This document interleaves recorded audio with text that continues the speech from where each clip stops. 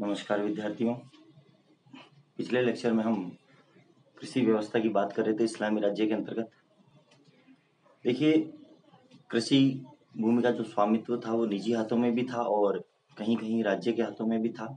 इसके साथ साथ बड़े और छोटे किसान दोनों ही प्रकार के थे और इस्लामी राज्य ने कृषि व्यवस्था में किसी प्रकार का कोई परिवर्तन नहीं किया। जहाँ पर उन्होंने नए राज्य स्थापित किया या नई जो भूमि उन्होंने प्राप्त की थी।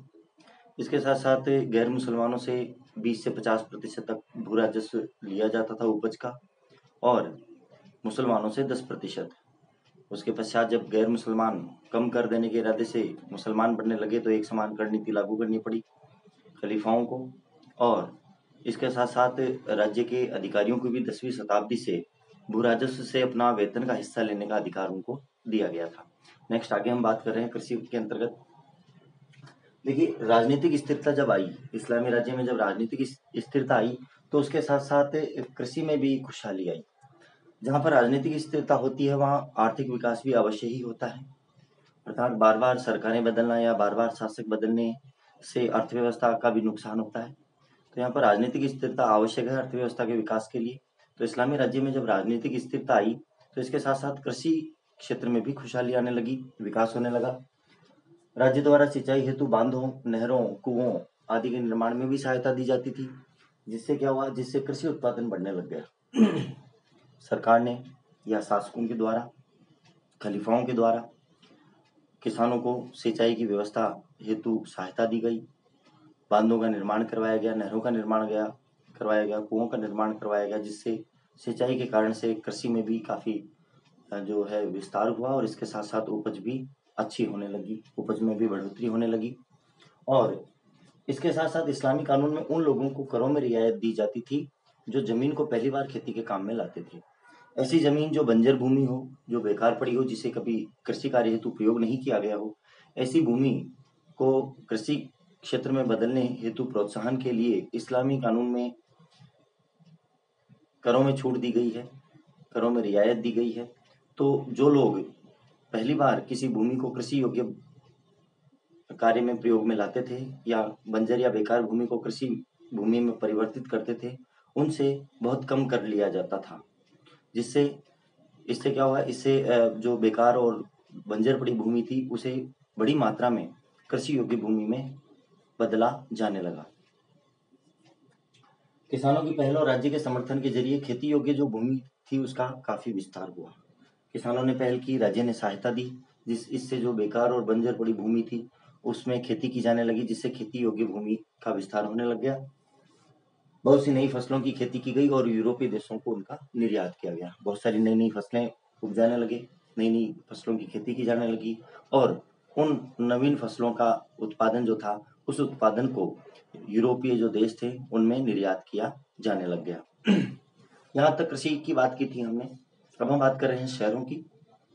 तो देखिए, जैसे जैसे शहरों की संख्या तेजी से बढ़ती गई, जैसे जैसे जनसंख्या का विस्तार हुआ और अर्थव्यवस्था बढ़ती गई, विकास हुआ अर्थव्यवस्था का, वैसे वैसे नए नए शहर बसने लगे।